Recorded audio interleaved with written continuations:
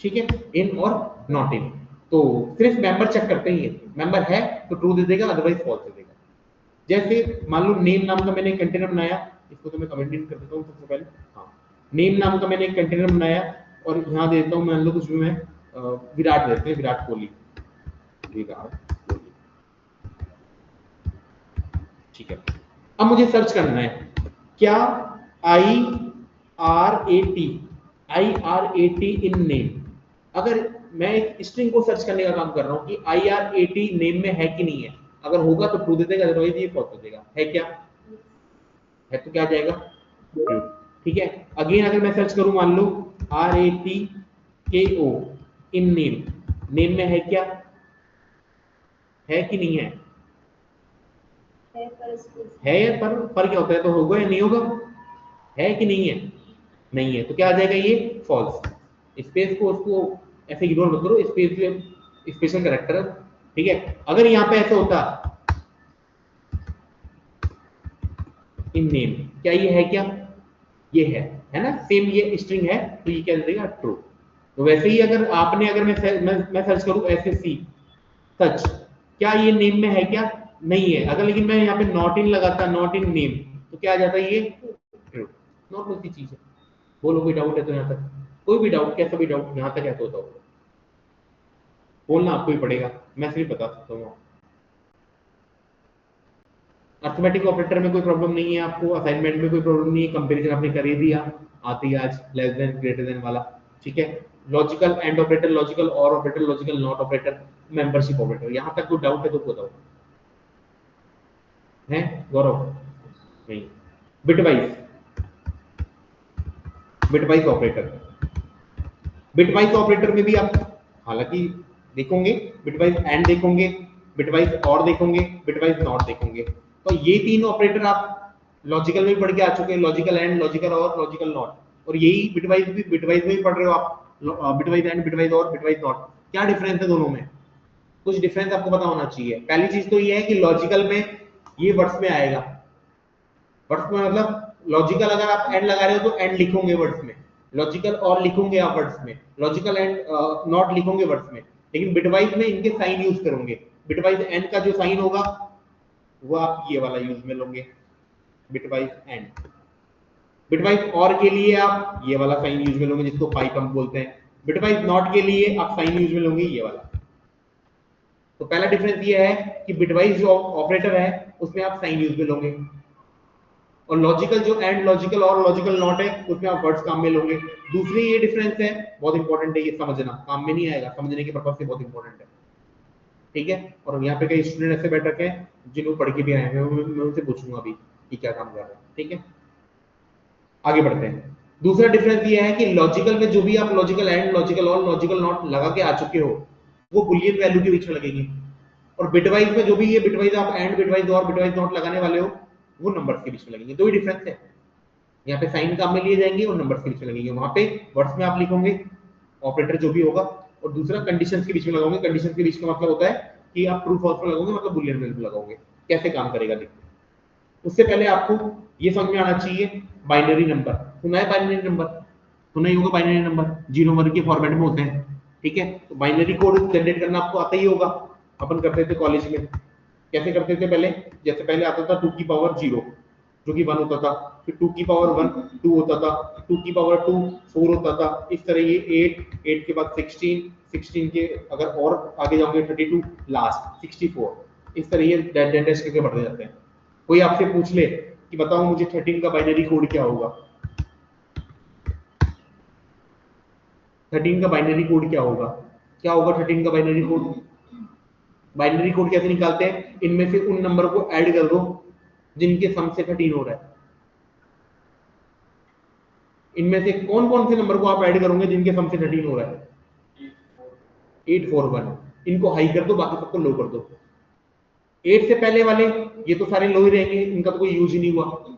ठीक है, आपका 8 काम में आ रहा है तो 8 को क्या कर दो आप 1 कर दो, 1 के बाद 4 का यूज नहीं आ रहा उसको 0 कर दो, और 2 1 यूज में आ रहे हैं तो ये 13 का बाइनरी कोड आ गया। कोई आपसे पूछे, वैसे तो कोई पूछेगा नहीं क्योंकि आपको देख के समझ जाएंगे इनको कुछ नहीं आता। 21 का बाइनरी कोड क्या होगा, बताओ गौरव, 21 का बाइनरी कोड। हाँ 16 4 20 और एक 21, तो इसका बाइनरी कोड क्या बनेगा 10101, ये बाइनरी कोड। ठीक है, आप बताइए मुझे 17 का बाइनरी कोड क्या होगा। हाँ बाइनरी कोड क्या होगा, दो नंबर। 1001। हाँ जी, ऑनलाइन कौन बोल रहे हैं बताइए। 10001। Very good, 10001। जो जो काम में आ रहा है, जो जो हाई हो रहा है उसको हाई कर दो, बाकी सबको लो कर दो। हालांकि आपको बस पता होना चाहिए ऐसे निकलता है, आपको कोई निकालना नहीं है, पाइथन निकाल के देगा आपको। पाइथन में एक बाइनरी कोड, पाइथन में एक फंक्शन है बिन नाम का, जो बाइनरी कोड निकाल के देता है। बिन नाम का एक बिल्ट इन फंक्शन है, जैसे आपने प्रिंट फंक्शन देखा, टाइप फंक्शन देखा, वैसे ये भी एक फंक्शन है। ठीक है, जैसे बिन ऑफ, आपको निकालना है 13 का बाइनरी कोड, देखो आपने यही निकाला था। और ये जीरो भी क्या है, इससे पहले की जितनी भी बिट है वो सब जीरो है। तो 13 का बाइनरी कोड क्या आ गया, अपन ने गलत निकाला था, ये तो अलग दे रहा है। 13 का तो गलत निकाला है ना अपन ने। 13 को अब क्या होगा, 13 का बाइनरी कोड 1101 ही तो होगा। पता लग गया ना आपको अभी 1101। अरे क्या हो गया तुम लोगों के, 1 बजे का असर दिख रहा है तुमको दिन का, है ना। अगर आपको 21 का बाइनरी कोड निकाल चेक करना था तो आप ऐसे करते बिन ऑफ 21, तो ये 10101। वैसे 17 का बाइनरी कोड भी चेक कर लेते हैं एक बार, बिन ऑफ 17, 10001, हमारा भी ये था 10001। अब करते हैं एक्चुअल ऑपरेशन परफॉर्म। लाइक अगर मैं बोल दूं a इक्वल्स टू 10, मैं बोल दूं b इक्वल्स टू 16, और मैं बोल दूं c इक्वल्स टू a और b का मैं बिट वाइज एंड निकाल रहा हूं a एंड b, और प्रिंट ऑफ कर रहा हूं c। कोई आउटपुट सोच सकता है तो बताओ मुझे, जो सोचेगा उसको अभी की अभी चॉकलेट मिलेगी। बता ही नहीं सकते आप, मुझे बताओ। इसका आउटपुट आ रहा है 0।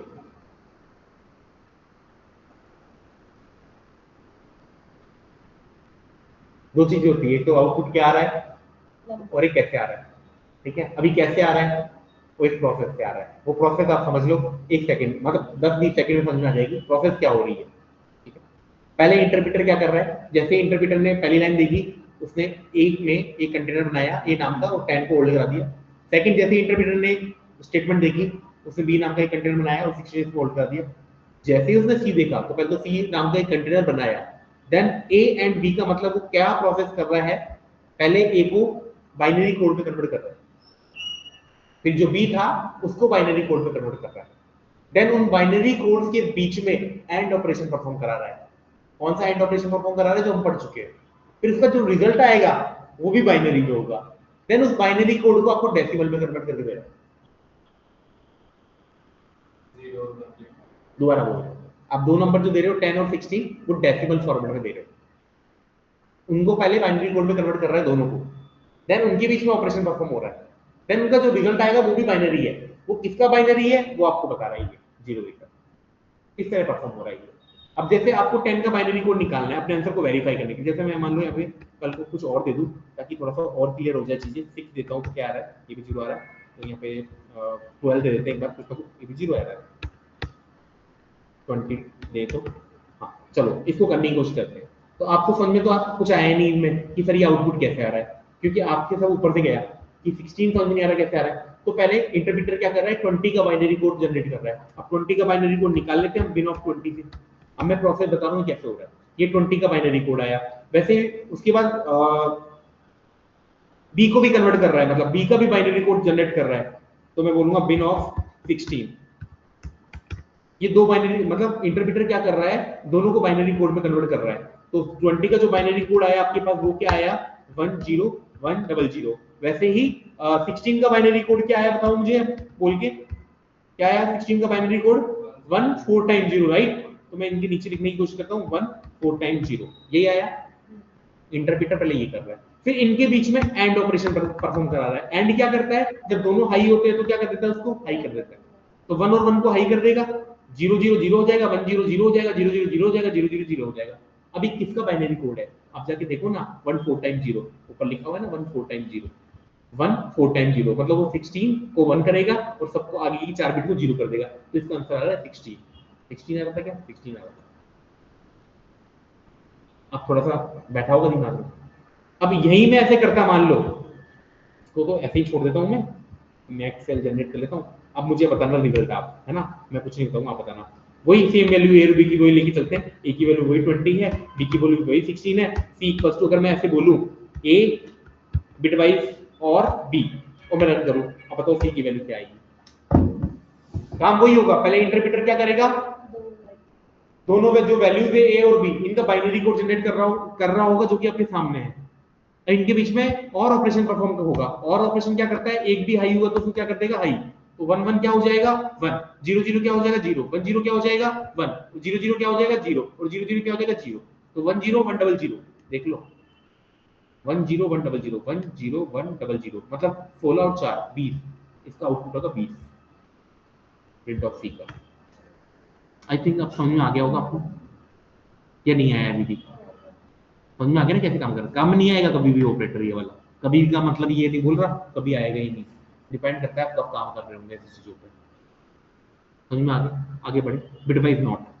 अब एक टास्क मैं आपको दूंगा आज, पहले तो मैं आपको बताता हूँ, जैसे ए इक्वल टू 10 है, दो चीजें होती है कि आउटपुट क्या आ रहा है और आउटपुट कैसे आ रहा है। तो इसमें से एक चीज मैं आपको बताऊंगा कि आउटपुट क्या आएगा बिट वाइज नॉट का, लेकिन ये कैसे आ रहा है वो मुझे आप बताओगे खुद पढ़कर, 2 दिन आपके पास है, कल और परसों, ठीक है, नहीं तो मैं आप मेरे से पूछना। जैसे बी इक्वल टू मैं बोल दूं, B equal to bitwise not of A, और बी को मैं कॉल करूं, तो बिटवाइज नॉट का आउटपुट हमेशा एक ज्यादा आएगा और नेगेटिव आएगा। किसी भी नंबर का बिटवाइज नॉट निकालोगे ना, तो एक ज्यादा आएगा और नेगेटिव आएगा। जैसे 10 10 निकाल रहे हो, कितना आएगा, एक ज्यादा 11 माइनस का 11, ये तो आ रहा है, लेकिन ये कैसे आ रहा है, क्या प्रोसेस इसके बीच में हो रही है, वो आप मुझे बताओगे। 2 दिन का टाइम है आपके पास, या मैं ही बता दूं, बोलो, हैं, बताएंगे कब, कल ही परसों, 2 दिन में है आपके पास, जब भी हो जाए आपका, ठीक है ना। कुछ नहीं करना, बस गूगल पे जाके एक लाइन टाइप करनी है, how bitwise not operator perform, वो बता देगा सब, कॉम्प्लीमेंट वगैरह लेना पड़ता है इनमें नॉट का ऐसे, ठीक है, तो वो आपको बता देगा, ठीक है। तो ये आपके बिटवाइज ऑपरेटर भी हो गए। अब बात करते हैं आइडेंटिटी ऑपरेटर की।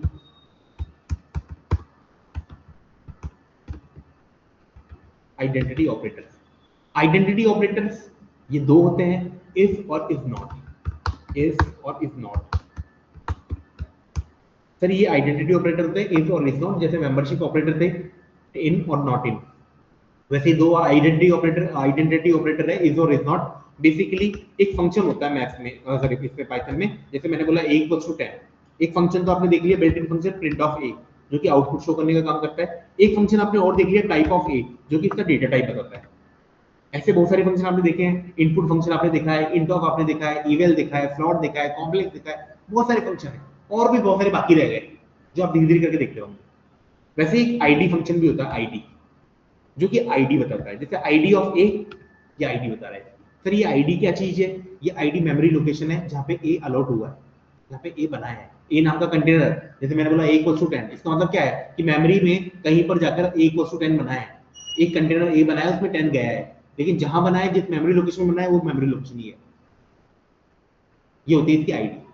जैसे हम घर में रह रहे हैं, जिस भी घर में रहते हैं तो वहां पे कुछ लिखवा लेते हैं ना कि ये सदन है ना, लिखवा लेते हैं, तो जो लिखवा लिया ना अपन ने, वो तो हो गया अपना वेरिएबल का नेम, और जिसके अंदर उसके अंदर घर के अंदर जितने मेंबर रह रहे हैं ना अपन लोग, वो सब वैल्यू है। लाइक a इक्वल टू 10 तो 10 अपन लोग है, a इक्वल टू 20.5 तो 20.5 मामले है, और a जो है वो सदन का नाम है, घर का नाम है, और घर का जो एड्रेस है वो है उसकी आईडी, मेमोरी लोकेशन, ठीक है।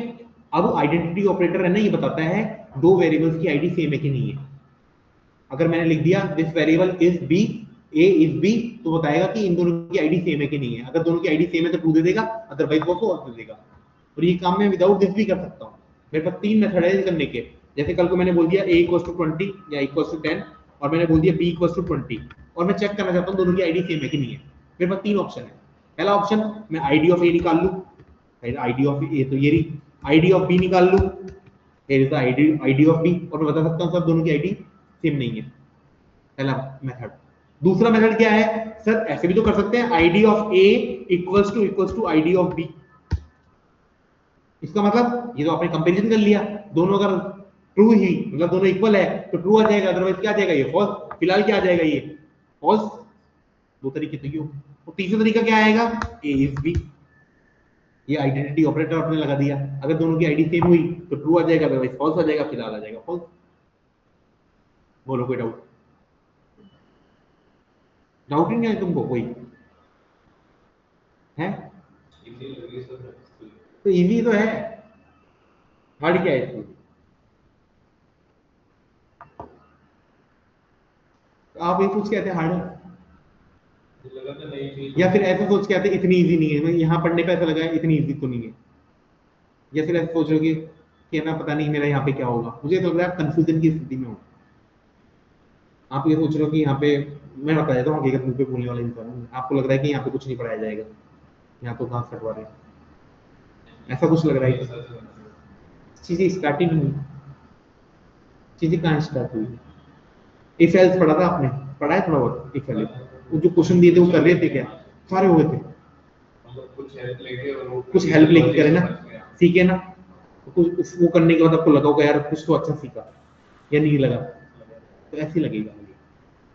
अब ये तो चीजें हैं, यहाँ तो आपको समझा रहे भैया गाड़ी है, वही वही बात है। अभी आप जो सोच के आए थे ना, मेरे को ऐसा लगता है एक तो आपका 1 बजे का टाइम है, जब मेरी एनर्जी पूरी खत्म हो चुकी थी, पहली बात तो ये है, ठीक है, और आप लोगों की एनर्जी भी शायद खत्म हो चुकी होती है दूर आने पर, है ना, या तो हम मॉर्निंग का टाइम करवाते या फिर इवनिंग का करवाते। दूसरी चीज ये है कि मोस्टली स्टूडेंट ऑफलाइन है, ऑफलाइन पर मुझे वैसे ही मैं प्रेफर नहीं करता ऑफलाइन पढ़ाना।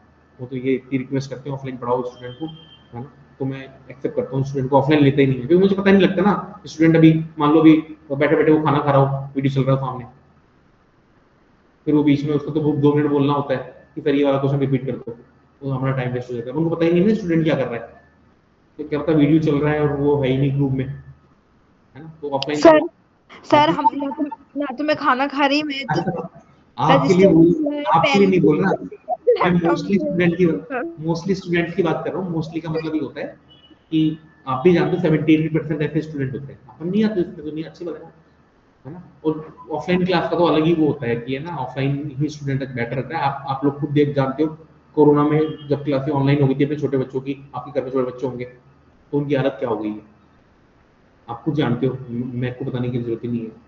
मोबाइल के एडिक्शन लग गया उन लोगों को, है ना। हाँ, तो ऑनलाइन तो वैसे भी स्टूडेंट के पर्पज से तो ऑनलाइन है ही नहीं चीजें, अब तो फैसिलिटी है, ठीक है, ले रहे हैं स्टूडेंट, इंस्टीट्यूट वाले के दे रहे हैं, चलो ठीक है, अपने तो फीस आ रही है। ऑनलाइन एक स्टूडेंट पर्पज से देखा जाए, मैं टीचर पर्पज से मैं बोल रहा हूँ, ऑनलाइन तो जो ले रहा है ना, वो जैसे बोलते हैं ना, खाना पूर्ति कर रहे हैं, ठीक है, हम क्लास ले रहे हैं, बाकी उतना डिलीवर नहीं हो पाता जब तक स्टूडेंट सामने नहीं आएगा, आप देखेंगे नहीं, हो जाएगा समझ में आ जाएगा, बट 100% चीजें उसके दिमाग में जाएगी कि इस बात की श्योरिटी नहीं है ना। और ऑफलाइन बेटर रहता है हमेशा से, लेकिन आप लोग ये सोच रहे हो कि अभी चीजें इजी चल रही है, तो इजी तो है, ये तो अच्छी बात है, तो पॉजिटिव फीडबैक मेरे लिए कि मैं जो पढ़ा रहा हूँ वो इजी तो अच्छी तरह समझ में आ रहा है, ठीक है, इजी आपके जा रहा है, ठीक है। बाकी आगे जाके क्वेश्चन, अभी तो क्या स्टार्टिंग में तो ऐसा ही नहीं कि मैं हार्ड कराऊं, अब मैं 2 चीजों में हार्ड करा दूंगा, एक स्टूडेंट सेटिस्फाई, बाकी सब गायब हो जाएंगे। अब हार्ड भी कराऊंगा भी क्या, मैं क्या टास्क इसमें टास्क ही नहीं दे सकता कुछ। हाँ, ये पूछ सकता हूँ, मुझे पता, ये पता करके बताओ आईडी, वो आपने बोला ही सेम नहीं है, मुझे ये पता करके बताओ आईडी कब कब सेम है, तब ये ट्रू आएगा। आप बोलोगे आईडी जब सेम होगी, जब ट्रू आएगा इज, ये तो होगी। मैं बोलूं दो वेरिएबल, इसका रिजल्ट ट्रू कब आएगा, इस का रिजल्ट ट्रू कब आएगा, जब दो वेरिएबल्स की आईडी क्या होगी, सेम होगी, तब ट्रू आएगा। मैं आपसे ये पूछ सकता हूँ बस कि बताओ कब होगी आईडी सेम, बस उससे हो जाएगा काम, रख देता हूँ वैल्यू सेम, बताना मुझे। ए इक्वल्स टू मान लो 300, बी इक्वल्स टू 300, तो आपके according A is be true आना चाहिए ना, क्या हुआ?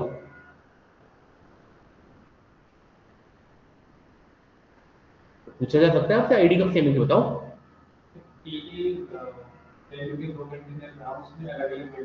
जैसे बताओ क्या लिखूं मैं? हाँ, यहीं पे। हाँ, तो अब बी बोलो ना, बी इक्वल्स टू ए, वापिस लिखूं, हाँ, ए इक्वल्स टू 30। अब क्या होगा, क्या करूं उसके बाद, क्या करूं? दोनों की एक ही आईडी सेम है, ए इज ए, बी तो ए इज ए, अब ए, चलो मैं पहले तो उससे पहले आप ये बताओ, अगर मैं ए को प्रिंट कराऊंगा तो 10 आएगा कि 30 आएगा? तो 10 तो रहा ही नहीं। और ए ए ये तो ट्रू ही आना चाहिए मेरे हिसाब से, तो क्योंकि खुद की आईडी खुद से चेक हो रही है तो वो तो ट्रू होगा ही होगा। मैं बोलूं मेरे है आ गया? अरे वाह यार, दो वेरिएबल्स की आईडी चेक होती है हमेशा। अब क्या होता है ये टास्क बाकी टीचर क्या पता दे देते होंगे या नहीं देते होंगे, मैं इसको खुद कराता हूँ। मैं आपको केसेस बताऊंगा अभी कब कब आईडी सेम होती है, तो हर चीज तो मैं बता देता हूँ आपको, बस आपको प्रैक्टिस करनी होती है चीजें। ठीक है, बताओ। पहले देखो, पहली कंडीशन कब कब आईडी सेम होगी। इंटीजर का केस ले रहा हूँ मैं, इंटीजर का केस। इंटीजर के केस में कब आईडी सेम होगी? 3 रूल है। Variable should be different, variable different होनी चाहिए, उनका नाम अलग अलग होना चाहिए, पहले तो पहली कंडीशन। दूसरी, value should be same, value क्या होनी चाहिए? सेम होनी चाहिए। तीसरा, value less than equals to 256, जो वैल्यूज है वो 256 से कम होनी चाहिए, तब आईडी सेम होती है इंटीजर के केस में। क्या बोला मैंने पहले? Variable should be different, value should be same, value तो सेम होनी चाहिए, वैल्यू सेम होनी चाहिए, हमेशा याद रखना। Limit less than equals to क्या? 256। जैसे a इक्वल्स टू मैं बोलता मान लो 45 और b इक्वल्स टू मैं बोलता 45, दोनों को रन करता, क्या तीनों रूल जो है मैंने आपको बताए हैं वो एप्लीकेबल है? पहली बात तो डेटा टाइप चेक करो, इंटीजर टाइप का है, variable should be different, variable different है, limit less than equals to 256 और वैल्यू सेम है, तो a इज b का रिजल्ट क्या आएगा?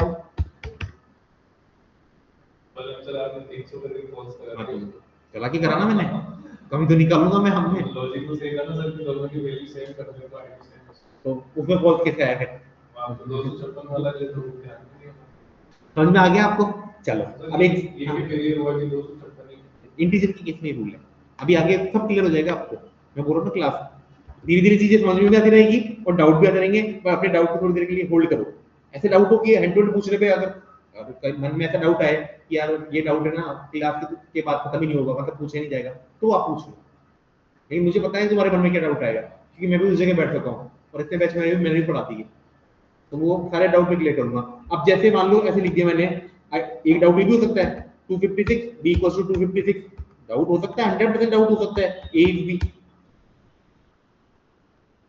मतलब ट्रू आएगा कि फॉल्स आएगा? क्योंकि पहला रूल क्या था इंटीजर के लिए? पहला रूल है variable should be different, variable different है, value should be same, value तो सेम होनी चाहिए, वो तो होनी चाहिए। थर्ड है limit less than equals to 256, या तो 256 से कम होना चाहिए नंबर, या 256 के इक्वल होना चाहिए, तो आईडी क्या होगी? सेम होगी, ट्रू आ रहा है। आप चाहे ऐसे भी कर सकते हो, बाकी दो मेथड भी तो बताया मैंने आपको, आईडी आईडी ऑफ ए निकाल लो, आईडी ऑफ बी निकाल लो, दोनों सेम आएगी। देखो लास्ट के 3 डिजिट देख लो आराम से, ऐसे भी कर सकते थे सर आईडी सेम है। आप ऐसे भी बोल सकते थे कि ID of A equals to ID of B, तीनों का बात एक ही है, तीनों काम एक ही कर रहे हैं। वही आप बाइक खरीद लो, चाहे स्कूटी खरीद लो, चाहे कार खरीद लो, ट्रैवलिंग का काम ही होगा। अब कोई कंफर्ट दे रहा है, जैसे आपको ऊपर वाला कंफर्ट दे रहा है ए बी डायरेक्ट लिखने को, वैसी बात है। समझ में आ गया? ठीक है। अब सेकंड रूल जो आपको बता रहा हूं मैं, वो यूनिवर्सल ट्रूथ है, सबके लिए, सबके लिए यूनिवर्सल रूल है, सबके लिए, चाहे इंटीजर हो, चाहे फ्लॉट हो, चाहे कॉम्प्लेक्स हो। कैसे समझना? दो ही रूल है, वेरिएबल एक ही लाइन में डिफाइन होनी चाहिए और वैल्यू सेम होनी चाहिए। वेरिएबल एक ही लाइन में डिफाइन होनी चाहिए, वेरिएबल एक ही लाइन में डिफाइन होनी चाहिए और वैल्यू क्या होनी चाहिए? सेम होनी चाहिए। जैसे मान लो a, b, c, ये 3 वेरिएबल है और 3 वेरिएबल में a में डलवाता हूँ 10.5, b में डलवाता हूँ मान लो 20 और c में डलवाता हूँ मैं 10.5। ये फ्लॉट का बता रहा हूँ मैं आपको, सबके लिए, सबके लिए। बट मैं धीरे धीरे करके फ्लॉट के लिए ले रहा हूँ, कॉम्प्लेक्स के लिए भी लूंगा, बुलियन के लिए भी लूंगा, सबके लिए लूंगा। ठीक है। अगर मैं बोलता हूँ a इज b, बताओ a और b की आईडी सेम है क्या? हाँ या ना, मतलब ट्रू और फॉल्स? फॉल्स, ऑब्वियस सी बात है। कहाँ दिक्कत हो गई सर? वेरिएबल तो एक लाइन में, वेरिएबल तो एक लाइन में आपने डिफाइन कर दी है, बट वैल्यू क्या है यहाँ पे? अलग अलग। a की वैल्यू 10.5 और b की वैल्यू क्या है? 20, तो क्या आ जाएगा? फॉल्स। बताना मुझे अब। a is c, very good, ठीक, ये हो गया। कल को मैं ऐसे बोलता मान लो a, b, c, d, बताना मुझे, और s, a b c d e, चलो 5 वैल्यू ले लेता हूँ। 10 बताना मुझे, 300, 20 प्लस 2j, 20 प्लस 2j, ये कुछ केसेस जो आपको याद होने चाहिए। 300 और यहाँ ले लेता हूँ मान लो मैं, अच्छा 5 वैल्यू लिखनी है मुझे, 300, 20 प्लस 2j 2j और यहाँ पे ले लेता हूँ मान लो 90। अब बताओ मुझे A इज C। फॉल्स क्यों? फॉल्स क्यों? 256 वो तो ऊपर गया रूल, ये तो सबके लिए है। दो ही रूल याद रखने हैं, तो दो ही होता है। मैंने वेरिएबल एक लाइन में डिफाइन होनी चाहिए और वैल्यू सेम होनी चाहिए। कहीं भी मैंने तो बोला कि आपको लिमिट लेस देन 256 होना चाहिए, नहीं। ये इंटीजर के लिए भी फ्लॉट है, मतलब इंटीजर के लिए भी एप्लीकेबल है, फ्लॉट के लिए भी है और कॉम्प्लेक्स के लिए भी है। एक ही लाइन में डिफाइन होनी चाहिए और वैल्यू सेम होनी चाहिए। तो ए एंड सी क्या आ जाएगा? ट्रू। यहाँ पे लिमिट देखना ही नहीं हमको। और बताओ B and D, B is not D.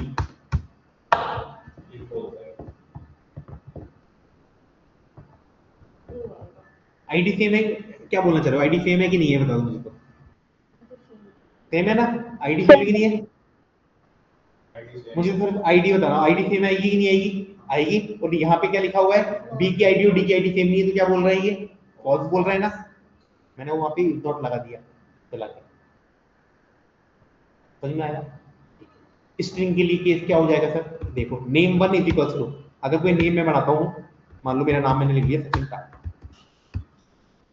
अब आप बताना, देखो 90% आप गलत बताओगे मुझे पता है। सचिन टू, नेम टू कर दो सचिन का, दोनों में सेम वैल्यू ले रहा हूँ। बताओ name one is name two, क्या दोनों की आईडी सेम होगी कि नहीं होगी?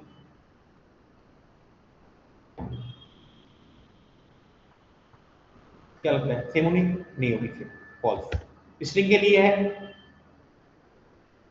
बीच में कोई भी, मैंने बताया था ना आपको वेरिएबल नेम में एक ही स्पेशल कैरेक्टर का मैं ले सकते हैं अंडरस्कोर, है ना? तो बीच में कोई स्पेस नहीं होना चाहिए, बीच में कोई स्पेशल कैरेक्टर नहीं होना चाहिए। इसके अलावा इस अंडरस्कोर के अलावा यही चीज में अगर ऐसे लिखता name one is equals to और नेम टू, स्पेस नहीं आना चाहिए। स्पेस रटवा देते, पता नहीं स्टूडेंट क्यों, हमको भी, मैं भी रट लिया था एक टाइम पे। स्पेस नहीं बोलते उसको, कोई स्पेशल कैरेक्टर नहीं आ सकता किसके अलावा? अंडरस्कोर के अलावा। बस इतना याद रखो, नेम वन नेम टू। अब name one is name two लिखता हूं अगर मैं, तो क्या आ जाएगा? ये ट्रू आएगा कि फॉल्स आएगा? ट्रू। इन दोनों की आईडी क्या है? ये तो फॉल्स आ रहा है, क्या दिक्कत हो गई? नेम नेम टू नहीं लिखा मैंने, नेम नेम टू नहीं लिखा है ना? हाँ, नेम वन एंड नेम, ये ट्रू है। समझ में आएगा? थोड़ा सा तो आएगा। आईडी कब कब सेम हो सकती है? एक तो पर्टिकुलर इंटीजर का केस ले लिया मैंने, ये पूछा जा सकता है आपसे। ऐसे मजाक की बात नहीं जैसे ऐसे बोल दे। ये तो मैं, कोई ऐसे नहीं पूछेगा कब कब आईडी सेम होती है, वो करा के पूछेगा। वो बोलेगा ऐसे बहुत सारे मिल जाएंगे आपको, लिंक्डइन चलाओगे आप, टेलीग्राम चलाओगे या कुछ देख रहे हो, सॉल्व कर रहे हो कहीं क्वेश्चन, है ना? वो ऐसे बोलेगा print of A is B, ऐसे बोलेगा। बताओ इसका आउटपुट क्या होगा? Option A B C D. तब आपकी जनरल नॉलेज काम करेगी। अच्छा आईडी पूछ रहा है, इज लगा रखा है तो आईडी चेक करता है, आईडी सेम होगी तो या नहीं होगी। इंटीजर है, अच्छा ऐसे दे रखा है, अलग अलग variable to be different, variable अलग है, वैल्यू सेम है, limit less than equals to 256 है, मतलब दोनों की आईडी सेम होगी, मतलब ए इज बी का रिजल्ट आएगा ट्रू, मतलब ट्रू प्रिंट हो जाएगा। हर लाइन को आपको रीड करना पड़ेगा। समझ में आ रहा है क्या? है ना? ऐसे बोले तो a comma B comma C is equals to true 10 true. बताओ a इज c, ट्रू आना चाहिए क्योंकि ये तो यूनिवर्सल है, एक ही लाइन में डिफाइंड और वैल्यू सेम है, तो ये तो ट्रू आईडी सेम होगी। दिमाग ये नहीं लगाना, क्या कॉम्प्लेक्स वैल्यू? अब स्ट्रिंग भी करके देख लेते हैं ऐसे, जैसे a कॉमा b, ये केस रहा हुआ है तो ये भी करके देख लेते हैं। जैसे मैंने यहाँ दे दिया मान लो नेहा शर्मा, बी पे दे दिया 10.5। सब उल्टे सीधे केस करके देख लिया करो कंक्लूजन के लिए। नेहा अंडरस्कोर शर्मा, अभी एक और उल्टा सीधा केस है। बताओ ए इज सी, ट्रू आना चाहिए क्योंकि आना ट्रू ही चाहिए सर। ठीक है, एक ही लाइन में डिफाइन की गई ये चीज है और वैल्यू सेम है। लेकिन अगर मैं इसको ऐसे कर देता तो देख लीजिए क्या होता। तो ये लास्ट केस है, उसके बाद कंक्लूजन में निकल जाएगा हमारा।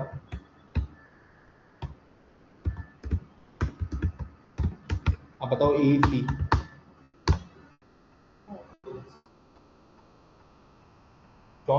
शॉर्ट तो नहीं बोल सकते, वैल्यू तो एक लाइन में डिफाइंड है, मतलब वेरिएबल तो एक लाइन में डिफाइंड है और वैल्यू भी सेम है।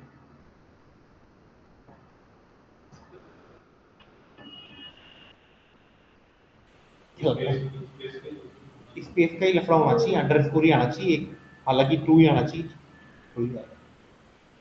फॉल्स, तुम फॉल्स बता रहे थे क्या, है ना? सिंगल लाइन में जब डिफाइन होती है चीजें तो वैल्यू सेम होनी चाहिए एग्जैक्टली, जब सिंगल लाइन में वेरिएबल डिफाइन की गई। अब आपका कोई कंफ्यूजन हो तो बता सकते हो आप। मैं दोबारा से एक बार रिपीट करा रहा हूँ। आइडेंटिटी फंक्शन है, इज और इज नॉट, क्या काम करते हैं? ओनली आईडी चेक करने का काम करते हैं, आईडी सेम है कि नहीं है। ठीक है, आईडी क्या होती है? Memory location. मेमोरी लोकेशन होती है जहां आपका कंटेनर सेव है, जहां आपका वेरिएबल बना हुआ है। ठीक है, आईडी चेक करने के तीन तरीके हैं। पहला क्या है, आप आईडी फंक्शन के थ्रू आईडी निकाल लो और चेक करके बताओ तो सेम है कि नहीं। दूसरा क्या है, ID of A equals to ID of B, आप कंपैरिजन ऑपरेटर लगा दो, इक्वल्स टू, वो ट्रू आ गया मतलब आईडी सेम है, अदरवाइज नहीं है। तीसरा क्या है, आप इफ का यूज कर लो, ए इज बी। अब आईडी कब कब सेम होती है सर? इंटीजर, पर्टिकुलर इंटीजर का एक केस है, वो क्या? उसमें तीन रूल है, वेरिएबल अलग अलग होने चाहिए, वैल्यू सेम होनी चाहिए, और limit less than equals to 256। तो आईडी, हाँ माइनस वाली करके देखना, और आईडी क्या होता है? ट्रू हो जाएगी। दूसरी चीज क्या है, ओनली स्ट्रिंग का एक केस है, ओनली स्ट्रिंग का, वो क्या है कि वैल्यू तो सेम होनी चाहिए लेकिन अंडरस्कोर के अलावा कोई स्पेशल कैरेक्टर नहीं आना चाहिए, तो तब भी आईडी सेम हो जाएगी। एक यूनिवर्सल है सबके लिए, उसमें कोई लफड़ा ही नहीं है, उसमें दो ही चीजें होनी चाहिए, एक ही लाइन में चीजें डिफाइन होनी चाहिए और वैल्यू सेम होनी चाहिए, that's it। तो आईडी क्या होगी उसमें? सेम होगी। ठीक है, अब मन में जो और डाउट है वो आप ऐसे कर करके देखो चीजें, फिर कंक्लूजन पे पहुंचा करो, ऐसे कर दूं तो ऐसे कर दूं तो, उसको कर करके देखा करो। समझ में आ गया? ठीक है, ये ऑपरेटर आपकी फिनिश है। एक टास्क मैंने आपको दे रखा है शायद, बिटवाइज नॉट ऑपरेटर कैसे परफॉर्म होता है, वो आप एक बार ढूंढेंगे आप, है ना? आपको मिल जाएगा, आराम से मिल जाएगा। उसको समझना है, हालांकि समझ में नहीं आएगा आपको।